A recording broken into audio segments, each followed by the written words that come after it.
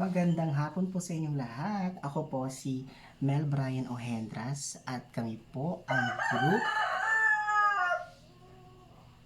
Group Chapter 7 na mag-uulat sa kabuuan ng Chapter 7 ng Orange Book for Social Work. Meron po akong 6 na kagrupo at baka may isang sumingit para sa pagsasalaysay at pag-explain na nakakaloka at pag-explain ng ating report ngayon. So again, konting paalala lang, baka mahaba-haba po ito kasi it's like 100 pages then and we already have some of everything. Last ka na lang, tinola ka mamaya. So heto na po, para sa simula na aming pag-uulat. Unang mag-uulat po ay walang iba kundi si Rovan. Rovan Capirsano, take it away. Wait lang. Maraming salamat Kuya Mel. Magandang hapon classmates, magandang hapon din po sir. Ako po pala si Rovan Capirsano. At ako po ang magtatalakay sa the process of solving problem in social work. In general, the problem-solving process demands that a worker be successively involved in the following sequential steps. Number 1 is recognizing or definition of the problem and engagement with the client system. Ibig sabihin nito, kailangan nating malaman or ma-define kung ano nga ba ang problema ng ating kliyente sa pamamagitan ng pag-interview sa kanya at pag-interview sa kanyang mga kapamilya. Number 2, data collection. Dito naman, sa data collection, tatanungin natin ang ating kliyente sa kanyang personal na impormasyon. At magtatanong din tayo sa kanyang kapamilya patungkol din sa kanyang personal na impormasyon. At hihingi din tayo ng datos ng ating kliyente sa kanilang barangay.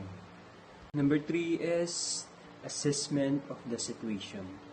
Dito naman, sa assessment of the situation, dito na yung ang worker ay magbibigay ng kanyang professional na advice sa kanyang kliyente. Number 4, goal setting and planning of an action. Dito naman sa goal setting and planning of an action, dito na yung social worker at ang client ay magpaplano kung paano nga ba solusyonan ang problema ng client. Number 5 is intervention or carrying out of an action.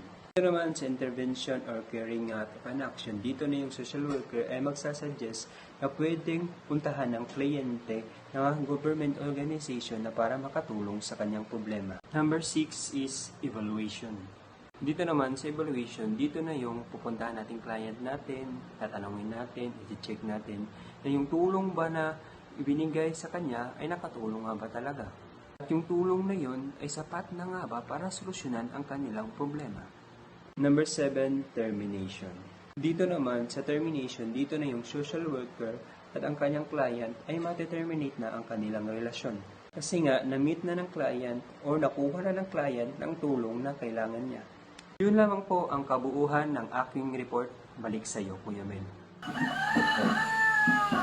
Ay, eto na. Meron ako upuan. Yes. Thank you so much, Rovan Capirsano, sa paglalahad ng ating topic for today. Isang pahapyaw po sa kabuuan ng aming mga ulat namin. So, he talked about the process of solving problem in social work. So, malalaman niyo po natin in the long way sa aming report kung ano po yung processes. So, there are 5 main processes for this one, which he mentioned: the assessment, planning, intervention, evaluation, and lastly, determination. So, para sa assessment, ang magbibigay ulat po niyan ay walang iba kundi si Ylla Adalio. Ylla Adalio ba? Tama ba yung pagkakaano ng aking to? Ylla Marie Allado. Ano ba yan? Allado. Pasensya na, please. O, teka lang ha. Sige na, kaya mo lang yan, Allado ba? Thank you, Kuya Mel. So, assessment is the first step in social work helping process. What is assessment? Assessment, according to Jesabel, assessment is defined as the process and product of understanding on which action is based. Also termed as diagnosis in social study, involves a collection of necessary information and its analysis and interpretation. Also, I will discuss the first types of sources. To begin with, primary source, or defined as the client. In addition, the secondary sources is what we call the significant others. Another pertinent point is the existing source, or which is what are the records and reports. And it will end with the worker's own observation. Also, there are 5 principles in data gathering. First, the client should be the main source of information. When appropriate, available sources should be used by the client. Second, data to be gathered should directly relate to the identified problems. So, which means the data that are meant to be collected or relate to the identified problems. Third, the client should be informed about the source used for data collection. In certain cases, his permission should be sought before certain kinds of information are obtained. In every situation, we should ask the clients for information before collecting data. Fourth, the collection is a continuous process, but it is the collection, organization, and synthesis of such data that is especially critical to the definition of the problem and setting of goals. Last, the type of client and the general nature of the problem can guide the worker on the type of data that should be collected and how much. Stop. Next, I will discuss the initial contact with client and take. First, the client initiates a contact. An individual, a couple, or representatives of an organization or community may, on their own, seek the help of an agency, social worker about a concern or problem for which they think the worker is in position to help. The statement talks about if the person has the problem, he initiates to contact the social worker which he or she think might help her or him. Second, the client is referred to the worker or agency by some interested or concerned party, a relative, neighbor, teacher, and etc. Say for example, in this statement that when you see a person who is suffering from any problem, you can refer her or him to an social worker which you think might help them. Third, the agency, through the social worker, reaches out to the potential client and offers help. Many our agencies do such outreach effort because few people are aware of the existing community agencies and the service they offer, or many too shy or are not adequately motivated. The intake process and presenting problem. What is intake? Intake is a process by which potential client achieves the status of a client. On the client's part, this involves the presentation of the self and the problem or need as he or she experiencing. On the worker's part, this involves some assessment of the client and the problem and whether or not the agency in possession to help. A good intake interview should provide the client with adequate understanding of the agency and its policy and program in relation to the need or problem. Consider the following account. Aling Nina approached me, looking very distressed. She looked like she had been crying a lot. She told me her neighbors in Dalam Binondo suggested that she apply to our agency for assistance. She said that The 8-year-old son had been lying to her coffin for 6 days. He died of pneumonia caused by sobrang laro sa ulan. The boy is the second of their 6 children. Her husband is unemployed, having been told by his employer to just go back to work pag magaling na ang kanyang pulmon. She described boy for the last 6 days. They had been trying to raise money for the son's burial, but they have been able to raise only a very small amount. In presenting the problem is that I treat to the clients or others' welfare, and usually stated or presented as it being perceived or experienced. In working in a small group, a worker does include on a group intake interview. Defining the problem by Compton and Galloway. The way you define the problem will define the data collected and will dictate what are seen as appropriate answers. Problem for workplace of beginning together, which means problem or part of the problem that has the client system is most important or a good beginning place. Second, the problem or part of the problem that in the worker's judgment is most critical. Third, the problem or the part of the problem that in the worker's judgment can most readily yield to help. Fourth, the problem or the part of the problem that falls within the action parameter of the helping system. The client's presenting problem. If the problem or the part of the problem the client system feels is most important, it may serve as the problem for work. If the client system presents multiple problems, the worker may use partialization, the process of separating from so many problems identified by the C and W. The problem that need to be addressed first and will be the focus on the helping relationship.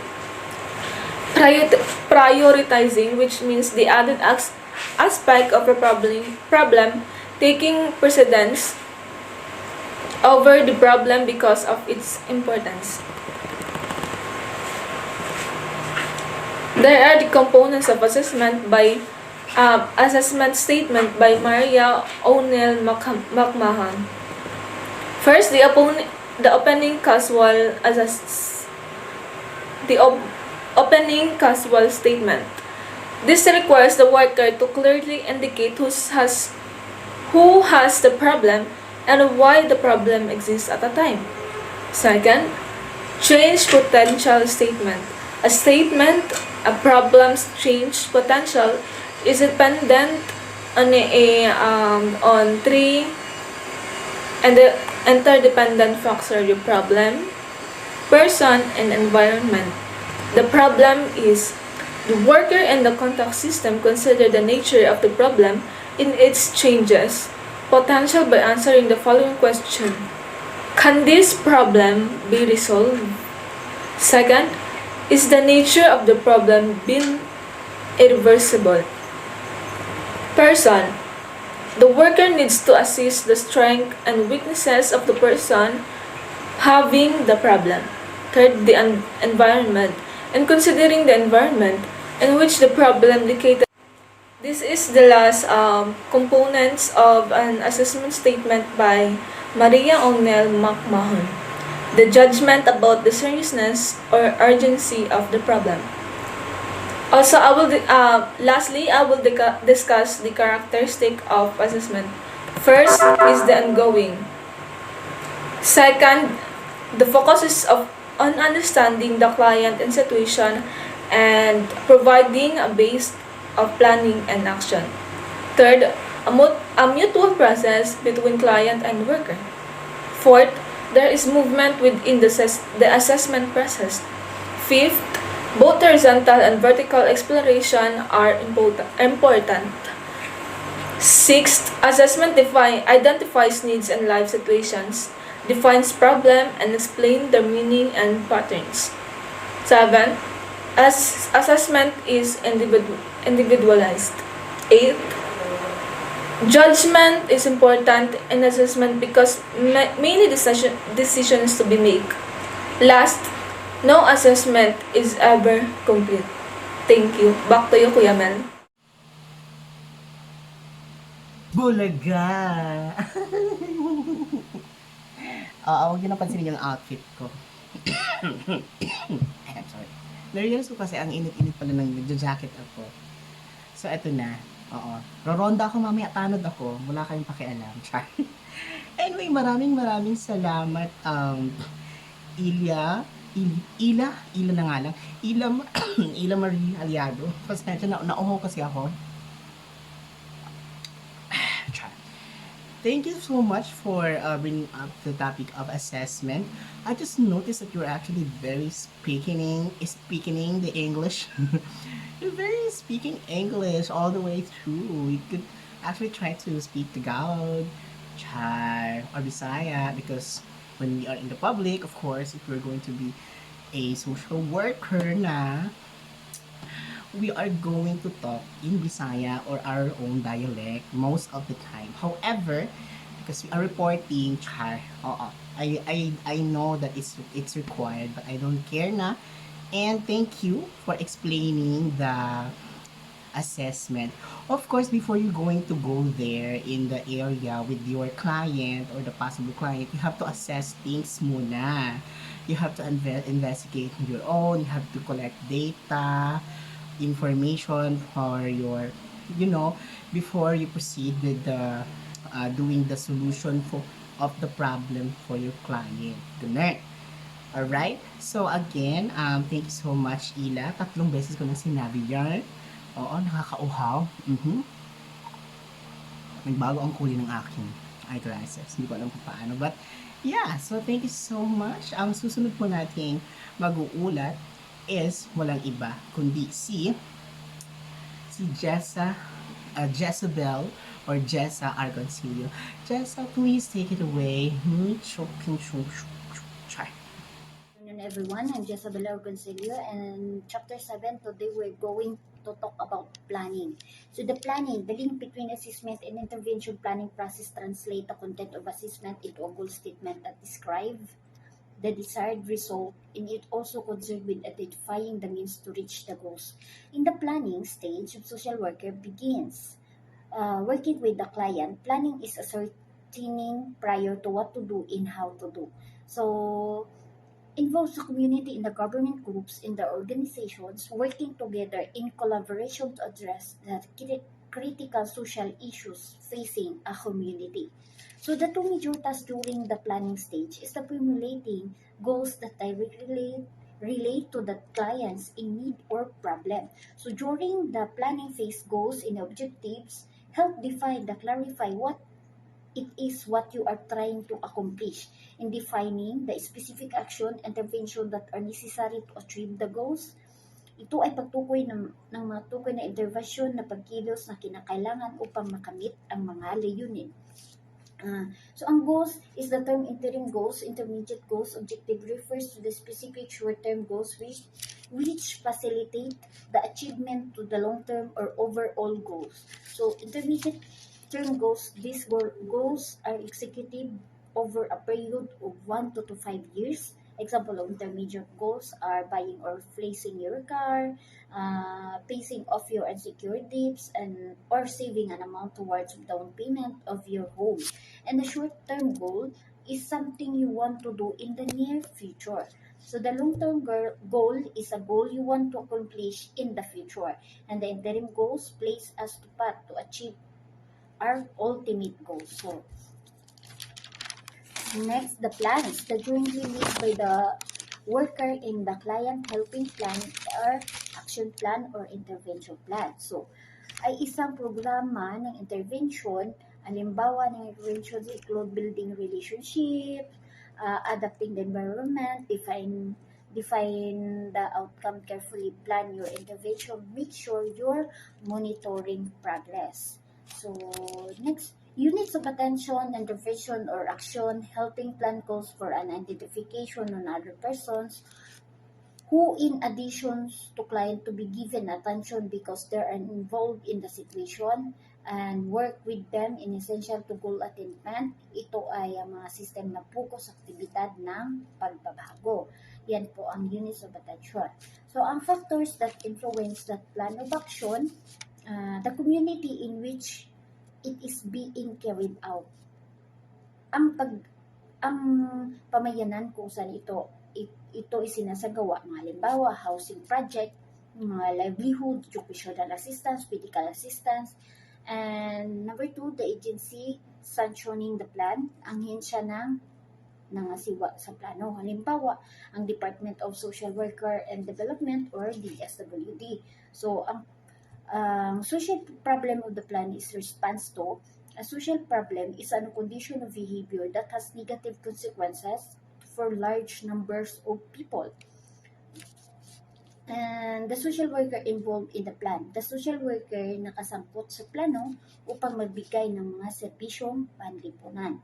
So the client defines the client as a person, family, groups of persons, incorporated body association in a community on whose behalf of social worker provides or agrees to provide a service. Some way ng social workers interact by providing assessment and counseling.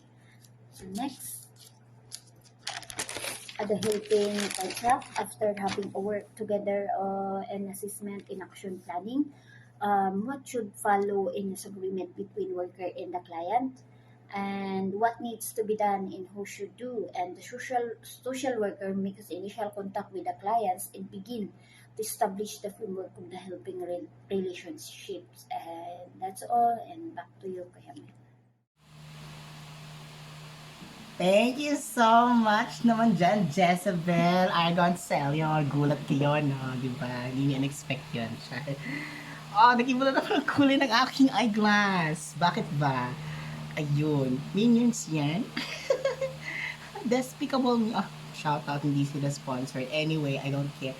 Thank you for actually sharing what planning is, and it's the second process, main topic for this chapter. Siyempre, after assessing everything, you're gonna start with the plan or strategy on how you're gonna do the solving of the problem for your client. So that's the main goal of what planning is. Diba? So thank you so much talaga dyan, Jesabel. Again, to everyone who wants to have a review on this, just replay the video. I'll be uploading this on my YouTube channel. Char. Ayun. So for our fourth reporter, isa po siya sa aming pinakagwapong kasama. Char! Hindi ko alam kung hindi niya po ako binayaran, promise. Char! Eto na po ang aming reporter. Medyo i-prepare po natin ang ating mga sarili sa kanyang iuulat because he is going to talk about intervention, the first part. And also, it's kinda very, very long explanation. Gusto ko lang kayong bigyan ng heads up. So, ayan na po. Please, take it away. Faizal, Matula. Alright, good afternoon everyone. My name is Faizal Minyosa Matula, and I would like to continue the topic on the intervention on the chapter 7 of the Orange Book of Social Work. So let's now proceed to the intervention, which is referred to the concern with an action that would solve the client's problem. So it means it is the activities or more on activities or focused on the worker's activity. So in the literature approach, there are other terms for the intervention, which is the action, the plan, the implementation, and the other one is the treatment. Well, it is depend on the practitioner's orientation. For example, or for an instance, in a clinical institution or the clinical workers, they call this intervention as the treatment. Okay, so it is focused on the social work activities or social worker activities. The worker faced with the challenge of putting into an operation. So this intervention is the formulation of the assessment, the plan. So this is now the time for the workers to find a solution, or to move the or to create the activity after the planning. And this is now what we call the implementation of the plan. So on the next slide, it also involves the rendering of all the specific and interrelated services appropriated to the given problems and situation in the light of assessment and planning. So this is what I've said just a while ago. So this is now the activities after the planning. So it also includes the goals-related activities that the worker will undertake following the agreement forged with the client based on the problems to be worked on and the plan of action to be pursued. So after the assessment or the planning, so in this part, the intervention, the worker will now undertake the following agreement boards. So on the planning and assessment process, so there is an agreement between the client and the worker. So on this intervention, they will follow that agreement in order to make an action plan to pursue that what they have agreed. So in the intervention, there is two phases of helping process. So the first one is the deciding what to do, or the assessment and planning, and the doing the decision or the intervention. Um, there is also what we call an eco map, or the ecological map, or which is known as the paper and pencil. So it is the simulation that that the presence of the individual or the family and the major system in the life space, and also the nature of individual or a family relationship. So this is the assessment or the planning and the intervention tool. This is what we call an ecological map, or the eco map. So in solving the problem, there is much effort required, which is the referral or the refer to the composition of the activities and the task. So let's proceed to the intervention role in direct practices. So in the direct practices, we have a lot of interventive roles. So first, let's define the interventive role.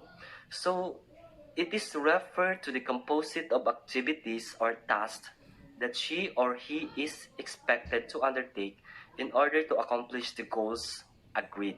So as I have said, so this is one of the direct practices in the social work, the interventive roles, which is refers to the composite of the activities. So this is the solving of the problem, or the continuation of the planning that they or what is come up with the planning, and this is now the interventive roles. So let's proceed to the resource provider. So this is one of the interventive roles in a direct practice, which engage the worker in the direct provision of materials, aid, and other concrete resources that will be useful in eliminating or reducing the situational deficiencies. So under the social broker, in this role, the worker engage in the direct provision of the materials, aid, the concrete resources, and the mobilization, or the created and the directly provided in the clients. Furthermore, the resource provision is not limited to money or goods, but it also to other concrete services. All right. So, example. Let's cite an example. So, if Ryan, or let's say Ryan, is one of the children with in conflict with law. So on that practices or on that case, so the social worker will become a resource provider. So Ryan from the barangay or from the school or anywhere, he will be what we call this. He will be hand in to the Department of Social Worker or Department of Social Works, DSWD, then to make an assessment with regards to his with regards to the case what he has. So now the social worker will give the task for the intervention after the assessment done. So the social worker will give an intervention which the victims or the person or the client, Mr. Ryan, will be helped or uh, will be what do you call this? Um, he will be uh, he will be transferred, or the social worker will find a ways in other NGOs or refer to the NGOs or non-government organization to help with to come up with this problem. So if the person having the what we call this the in conflict, or when the children's in conflict with law, so it means they have making troubles or somewhere else. So the social worker will find a ways to come up with that situation. So maybe he will find or he will provide some agencies, or he will find some agencies or refer to the agencies to create uh, some fruitful and more what they call this fruitful and more enhancement to be able to cope up that problem. So maybe the out of school youth, the office of the out of school youth or the Pag-asa Youth Association of the Philippines is one of the department or the organization that the social worker be will refer. So on that institution or on that institution, maybe he could give another chance.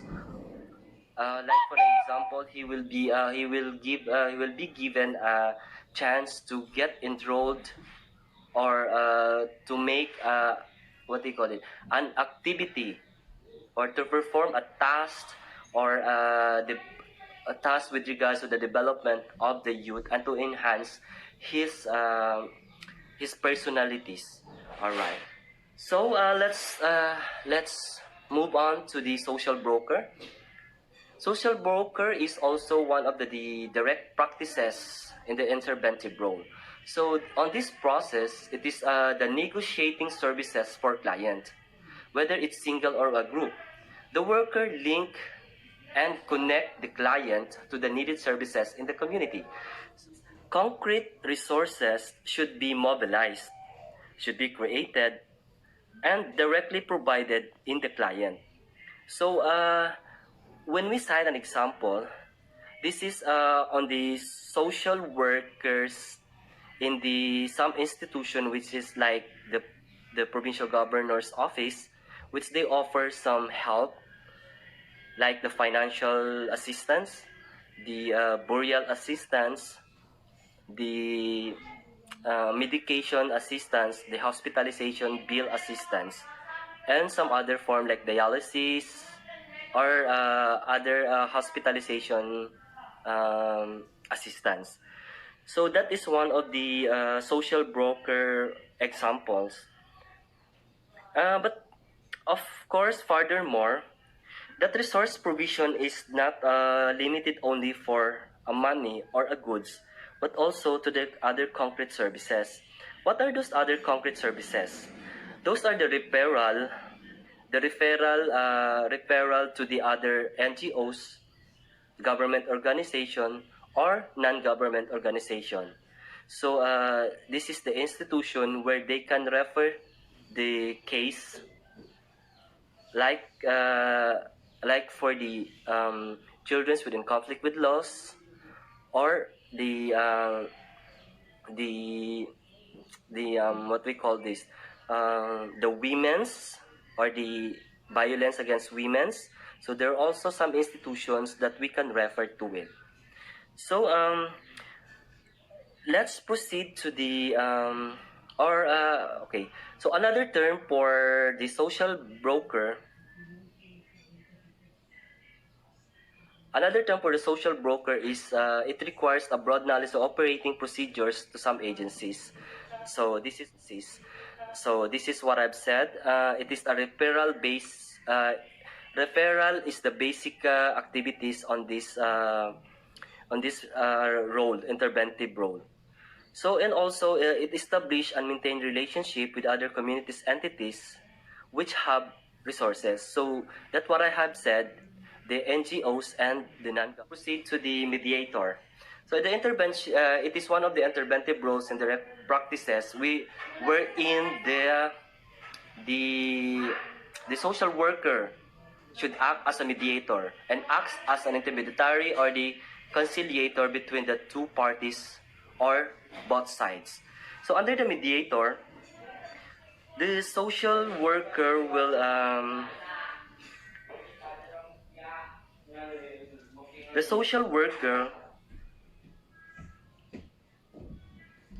will become a mediator in the situation wherein the victims and the compliance. So for an instance, in the DSWD, there is a social worker in there, but and there is so what I mean is there is a case happen there. So there are two parties, the complainant and the client. So the client is the victim, and the complainant is the one who made the complaint for the victims. So like for an instance, the social worker must act as a mediator or in the middle between the complainant and the victims. Okay, so let's proceed to the advocate. The worker has to take the partisan interest in the client at his/her cost to influence in the client's interest. Another party may also have the same power and authority over the client. All right, on the advocator, it is more happened in usually in community organization. So in this time, the social worker must act as a lawyer for them or to the client. Okay, so let's cite an example in the demolition.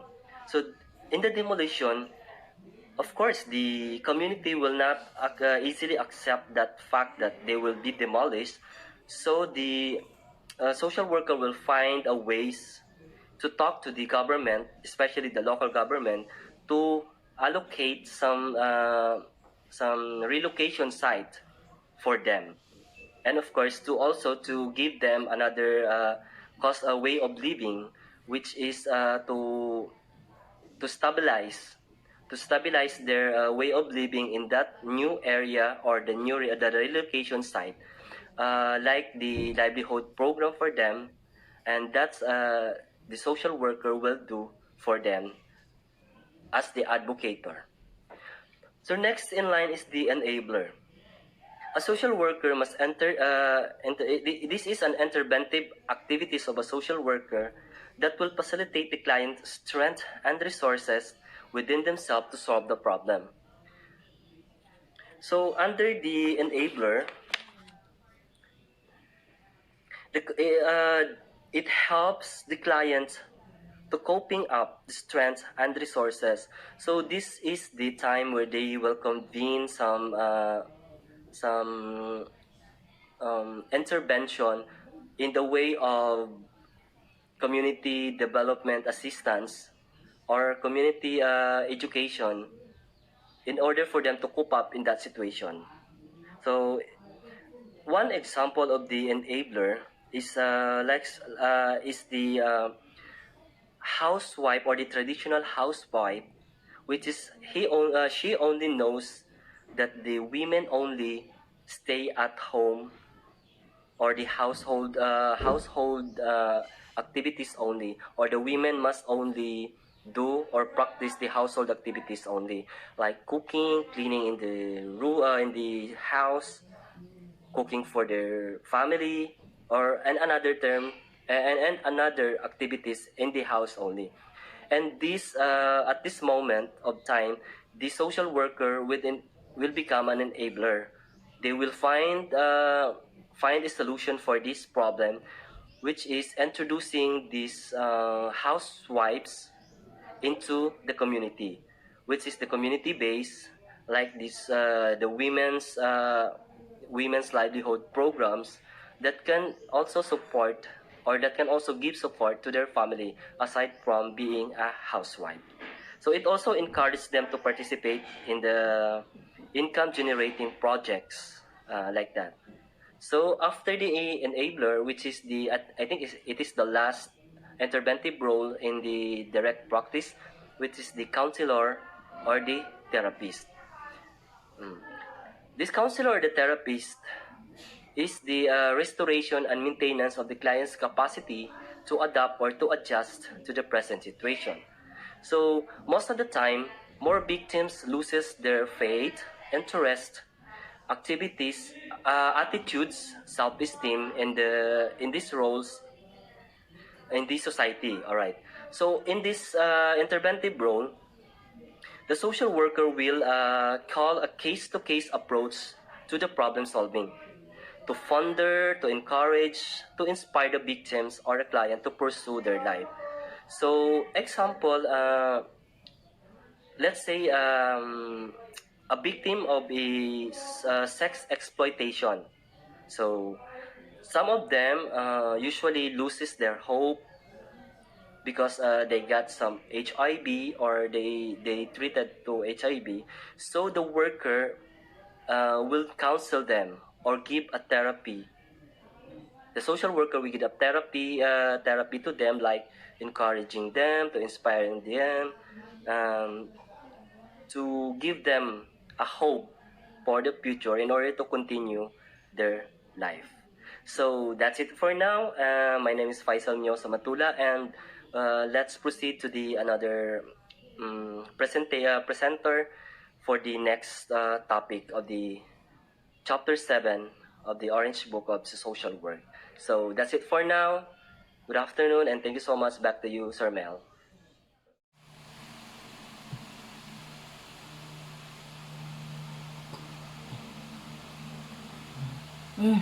Hala, sorry. Tapos na pala. Uy, thank you, Faisal, for that very, very elaborated and very long explanation of what intervention is. So, intervention happens, guys. Only it will happen once after doing the plan, after doing the assessment of the issue for solving the problem. They will come at hand and play on the process. This is the moment na you will need some help from other agencies like that and like this.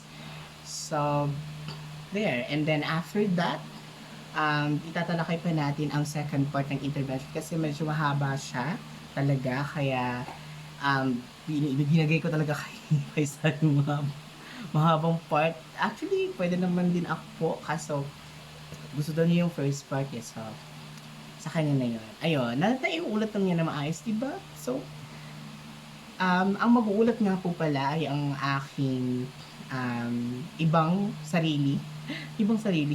Ang aking other self, which is the owner of this channel, Sardnejo. At, and hindi ko alam kung medyo andyan na pala siya. So anyway, thank you so much sa pakikinig kay Faizal, and sana may natutunan kayo sa kanya. Ito naman po ay sana may matutunan ko sa continuation ng intervention. Please take it away, Sardnejo.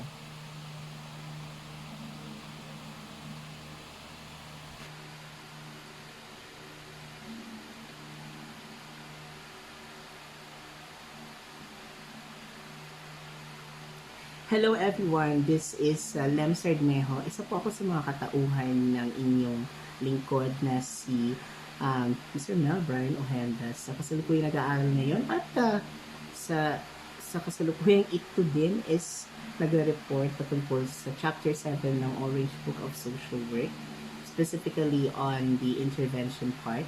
Ako po ang magpapatuloy sa itinalakay ni Faizal, which is the first part of intervention. Hello, manok. Oo, nakakaloka ka. Kanina ka pa. Anyway, thank you so much. At bakit ako nag-thank you? Hindi pa ako nagsisimula. Thank you na ako. Eto na. So, this...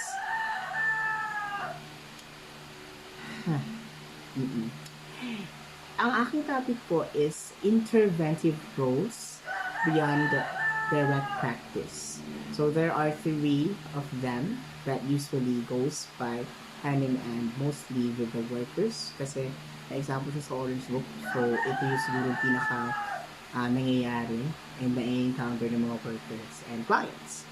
So, let's start with the first one, which is the mobilizer of community elite. Sabi dito, involves the worker in involves the worker and activities aimed at informing and interpreting to certain sectors of the community, welfare programs and services, as well as need and problems, with the objectives or enlisting their support and or involvement in them. So, sabihin na natin, pwede natin gawing example yung mga NGO, LGU, or any other private sectors that actually helps these people and or our clients, and sila yung mga tao mahilig mag-suggest ng programs, yung pahain, ganito, like charitable works, and anything that could benefit both the client, the worker, and also the one that's intervening. Napaka-interventive talaga kasi ng mga tulad ng ganito. And it's always happening to every community. In fact, I already have experienced that with the radio station before, and other groups of people from all around Mindanao. They are more into protecting the livelihood, and also parang tinutulungan lang mapalago yung knowledge ng mga tao dun sa mga tribong pinupuntahan nila. So that's for parang example lang yun ha, but that's just in a way how a mobilizer do or does her or his job. So for the second one naman for interventive roles beyond direct practice is the documenter social critique. I am kind of relating to this also with Brian Ojendras, bilang siya ay ako at ako ay siya. So Mel is an article writer, is a community blogger, which belongs to a group of community bloggers in Davao, and we tackle different things under the sun, especially if it's relating to Davao or anything under the name of Davao. We do this, not really critique, but I've done this before to a restaurant or food critic naman yun eh. So this one, the worker documents the need for more adequate social welfare policies and programs based on her knowledge about the inadequacies on deficiencies in these existing welfare policies and programs, as well as on her belief as to how there ought to be in the light of professional values and goals. Siyempre, kasama na din dyan po yun. And mostly kasi sa mga ganitong klaseng intervention, dalawa siya eh. There is an advantage and disadvantage. Ang advantage is they can help promoting the social status of the certain area where your client is, where maybe your client is, or your potential client is, and they can also let others know to attract more attention, to attract more maybe sponsors or anyone that goes to help. Or mali kasi may iba kasi na maiiba yung interpretation sa mga dinodocument mo.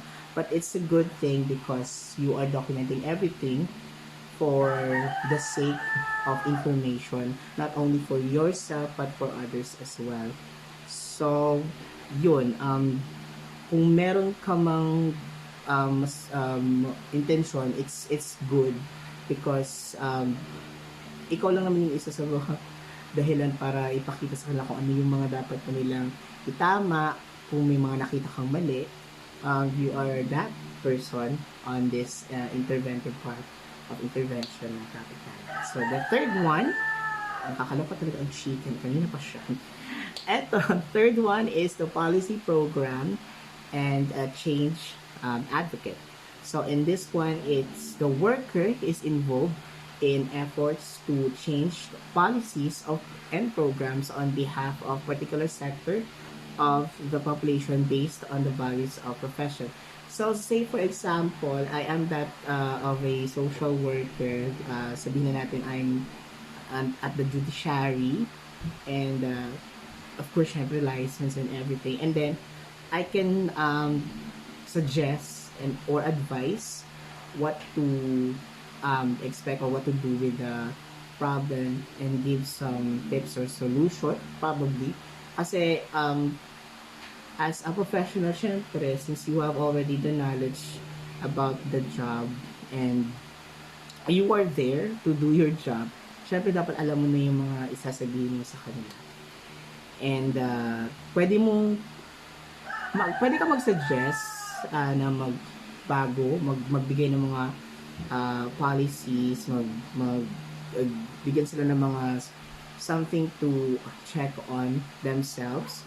Pwede rin lang sundin. It's up to them. And then, you just have to talk about it kung pwede ba siya sa community and for everybody. Para balance siya sa mismo sa client, sa worker, and to everyone that is involved in this part of the intervention. So, yun. Ang next naman na part ito would be the limitations of worker activities. So, of course, hindi naman lahat we are privileged. We are just because you are the worker who's working on the case and solving the problem of the client, ikaw na lahat magko-control. No, we have limitations as well. We still have limitations in all of the processes. So, ang magiging system nito is according sa Orange Book, there is three important things that you need to remember when it comes to limitations. Pag yung binigyan ka ng limitasyon, hanggang dyan ka lang.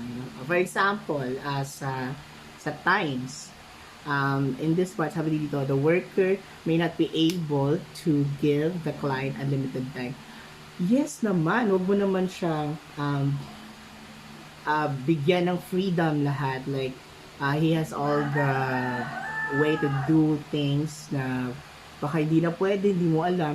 Kasi, kung hindi mo siya bibigyan ng timing, you won't go to the last part of the process kung saan dapat mag-terminate na kayo ng contract niyo because he or she is not the only one that you're gonna help, of course. Marami pang iba dyan na tutulungan mo, diba? So, don't give him an unlimited time. Give him a time limit.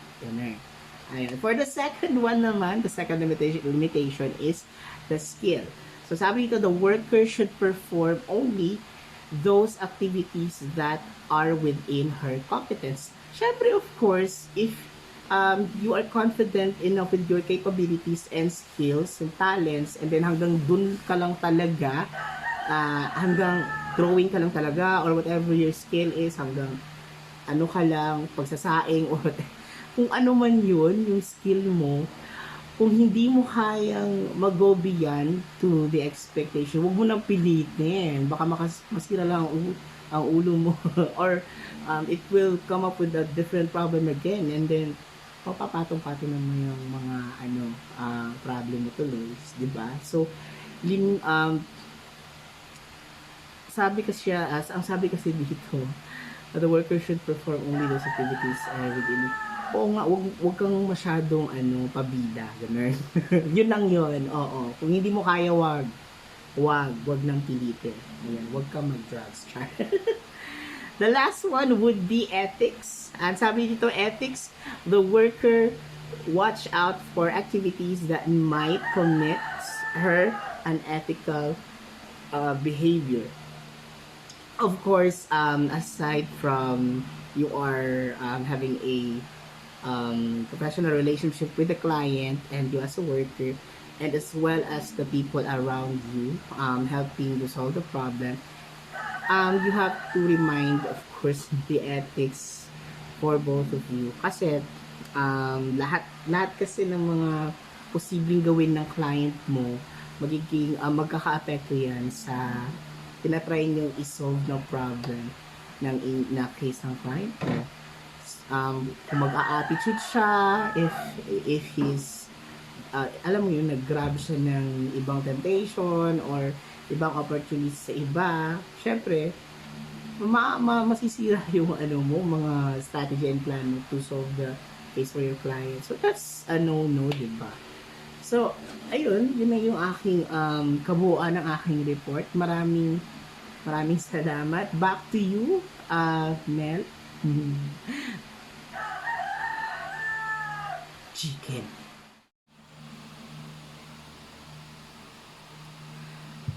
Lem Sardnejo. Uusap tayo mamaya, ha. Ang dami mong sinabi. At saka nakakaloka ang bongga ng outfit mo. Diba? Sino ba sabi suotin mo yan? Ha? Kakaloka ka. Ay, kausap ko yung sarili ko. Ayan, thank you so much for chicken. Thank you so much for continuing the report for the intervention. Sinabi lang po niya yung limitation at saka yung yung ulit yung isa at saka yung mga interventive roles beyond direct practice. 3 po yun. Tigta-3. Ay, 4 pala yung isa.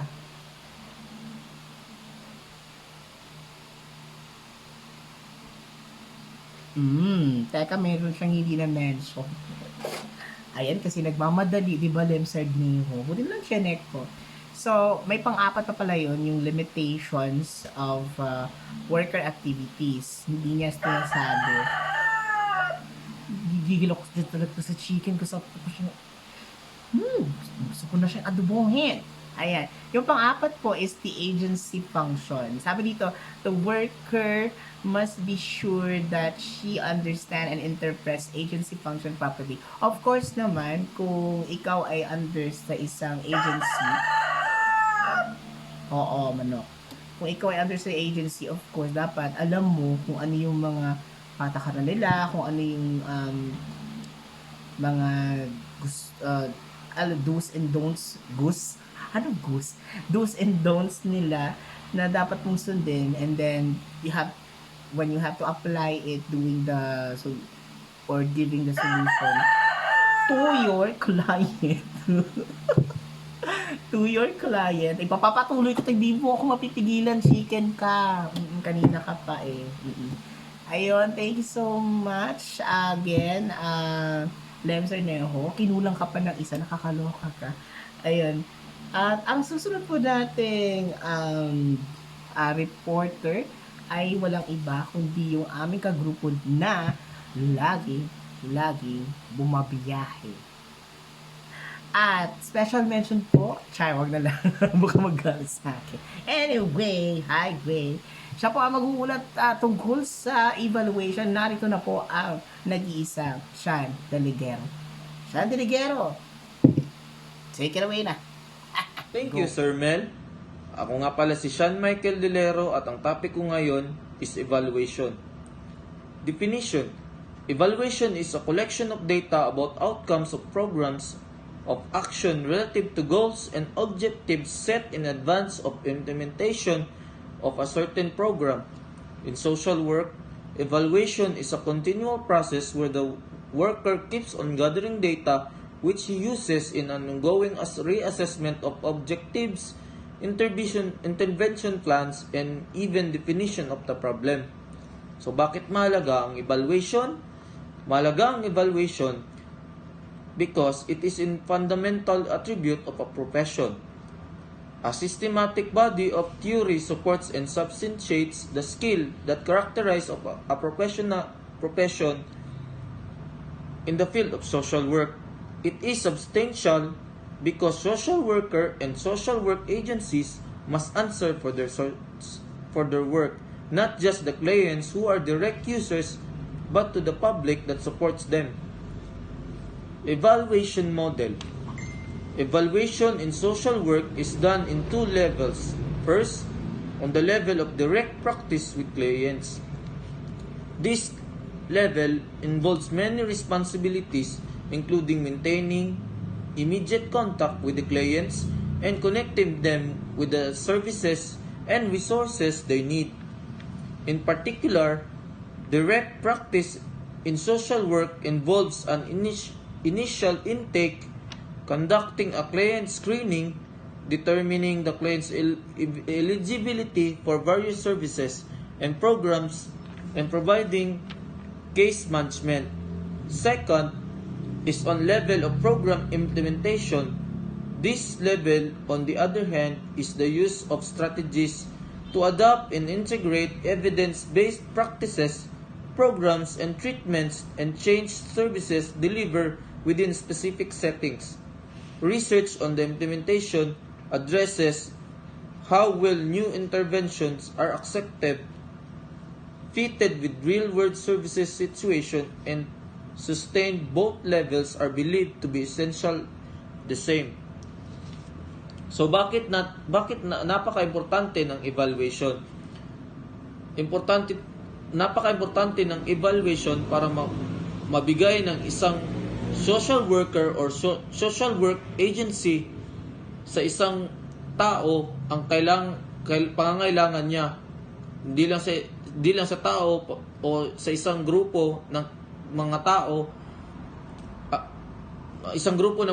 na kailangan nila kung anong kailangan nila sa isang lugar. Halimbawa, ang lugar na ito ay walang tubig, so bibigyan ba natin sila ng pabahay? So ang kailangan ng evaluation para malaman na kung ano ang kailangan nila. Kaya bibigyan sila ng tubig na mas kailangan nila. In research, evaluation should utilize specific methods to measure outcomes. The evaluation is directed toward the following. Una, measuring the outcomes of the programs or specific intervention. Pangalawa, measuring the change process of the nature of the intervention themselves. Pangatlo, utilizing a research design that will permit you to attribute the outcome of the change process. Evaluation that is concerned with outcomes or effectiveness is called summative evaluation, while the evaluation that is concerned with looking at the process of the work is called formative evaluation. Both can be undertaking the program in direct levels and compromise what is called evaluation research. So, ang evaluation ay madalawang techniques. Ang qualitative at quantitative measures. It is believed that current state of knowledge regarding measurement of outcomes of social work intervention is a reason for difficulties in doing evaluation. However, this should not be a reason for not doing any, because it is an important aspect of professional responsibility. As a social work, methods and procedure in a practice shall assess if it is effective or not. This is done through measurement techniques. Qualitative and quantitative measures are techniques that may be used. So, ang qualitative measure is used to describe the situation of clients and and after intervention. This will show the value of her approach. It can be used to measure the effects of individual and group treatment on the individual. On the other hand, quantitative measure evaluates change efforts of social workers. Techniques for measuring group structures and process are also developed to be adapted for evaluation of changes in the group. To be able to do systematic evaluation of practice with an individual, group, or community, the following are needed, which we will call essentials for doing evaluation. 1. A clear definition of the goals and attained. 2. A clear definition of the intervention and change activities to be undertaken. 3. Documentation of activities undertaken to achieve the goals defined. These records tells the worker and the client about the discrepancy between the plans and implementation. Yun lang. Back to you, Sir Mel.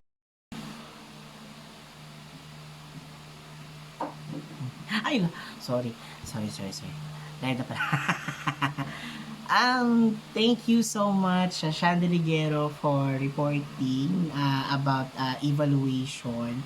So, evaluation is the part when the collection of data is, about the outcomes of a program related to goals and objectives set in advance of the implementation of the program. So, meaning, ito yung part na they are going to evaluate the issue, the problem, and the solution all together to see if there are like improvements and to see if needed pa ba ng backup and kailangan ba siyang i-terminate or something.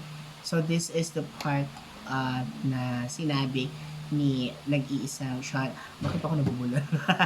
na ating Sean Deligero. Thank you so much again. So, our last part will be tackled by the one and only Char. Yes, proud ako dito guys. Siya yung pinakauna nagsunod ng video. I'm so very proud of you, girl.